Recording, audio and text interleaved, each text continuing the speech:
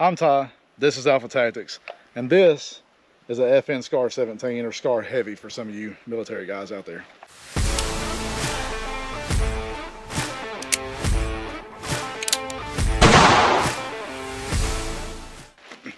It's a 308, short stroke piston driven rifle. Not an AR-10, and I'll get into why.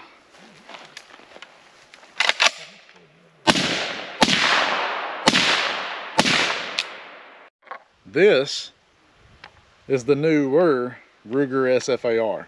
I say newer because it was announced in September of last year, but it probably didn't come out to the beginning of this year. Couldn't really find an exact date.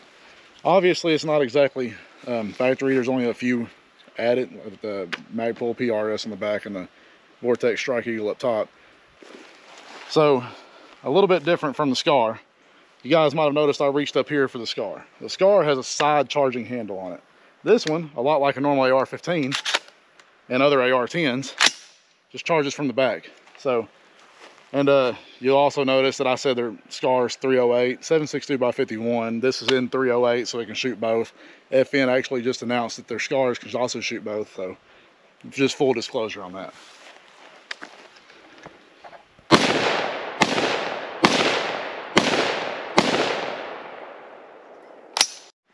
So besides the SCAR not actually being an AR-10, there's one main thing that makes these two guns way different. So as I said, the SCAR works on a short stroke piston driven design. That's how it cycles the bolt whenever you fire a round, it loads a new one in for you. So that's kind of the main gist of that. A SCAR is not considered an AR-10 for more of the reasons than just that with the all solid one upper, but that's the main gist, the gas system.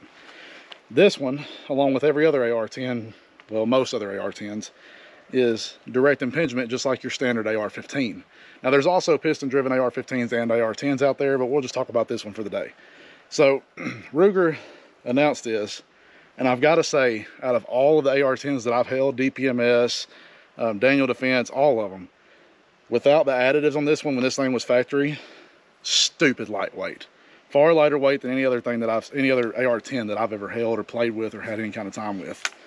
Now, the stock and scope do make this a little heavier, but thankfully with that weight you've saved everywhere else on the gun, you can have that extra weight and still be actually lower weight than a lot of your other AR-10s. So this one, I would say it weighs about like your normal setup AR-15, like just your, you know, B5 stock like I have on the FN. It doesn't weigh much more than that, even with this big heavy Vortex Crossfire, Strike Eagle 4 to 24 by 50 on top of it. Still not much weight difference. I do like, I guess we'll kind of start from the top and I'll just work my way down. This is a JK armament brake. So you can see that it has threads on it on the outside of that brake, and it's meant for the suppressor that our buddy Dalton ordered whenever he went ahead and bought the gun. It's going to be an awesome gun with the suppressor on it. I think it's an awesome gun without it on it, but I think it's going to look even better and obviously going to be a lot quieter. And luckily with the Ruger SFAR, you get a adjustable gas block. So it has the suppress setting on it as well as adverse and stuff just like the SCAR does. So with direct impingement, you kind of need that because the SCAR has a piston that gas escapes out of the barrel and pushes that piston back to push the bolt back to load in a new round. This one, that gas escapes through that port and runs down that gas tube, then meets up with the bolt and pushes it back. So it's a little bit different. You can argue which one's more reliable.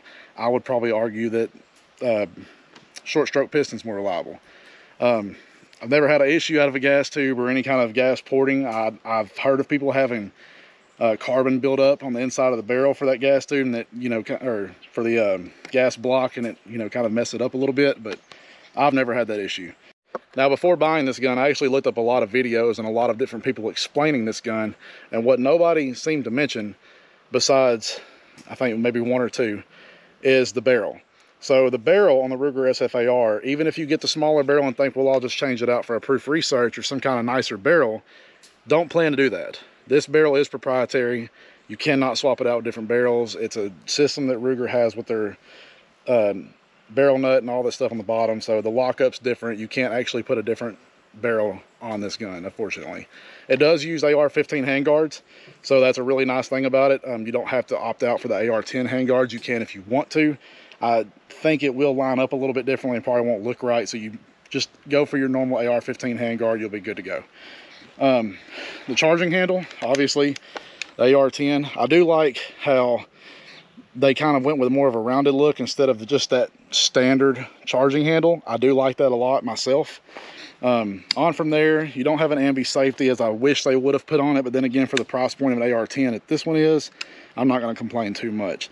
It isn't just a standard safety, nothing crazy about that, as well as the bolt hold open and bolt release over here on the side. Now, it will take your standard AR-10 magazines, so don't go for the ACIS mags because they will not fit this gun. On from there, most everything else is pretty much the same as all other AR-10s or AR-15s. The stock and all that's all the same. Ruger, if you do want to go for a different stock like the PRS, you do have to change out Ruger's piece right here behind the castle nut. It is one of the ones where you can hook a 1-point sling up to it, and that won't work with this stock, so you have to change that out. Other than that, the trigger is what I'd like to talk about. So as you can see, there's nothing in it, and send that back forward, but just so y'all can kind of see, it's got a little bit of take up. I have to put it on fire. A little bit of take up, and then a super crisp break, and then just to see, super short reset. It kind of throws it back out there real easy for you so you can get back to firing. So nice trigger, I really do like that.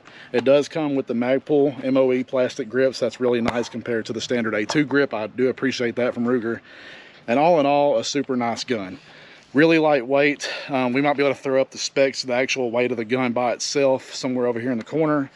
But you can see they saved a lot of weight with the huge porting and stuff up here in the handguard. So awesome of Ruger with that. They also have your little sling swivel mounts over here on the side, so you can throw whatever sling you want to on it. So I'm a fan of the gun. I like it. I think it's going to be a very good deer gun or deer rifle for our friend Dalton, and I appreciate him for letting us use it for this video. It's kind of all I want to go over with it. If you guys want to see this in any more videos or see us do anything with it, just please comment and let us know. We like it so far, so if you're in the market for one, by all means, I think it's a good choice. There are reviews out there, and we might want to do a longer range test on it, that say that it's not the most accurate. I don't know that. I haven't stretched it out. I haven't tried to stretch it out yet. I'd like to do that in the future for you guys, but for right now, we just wanted to give a first look, kind of first opinions on it.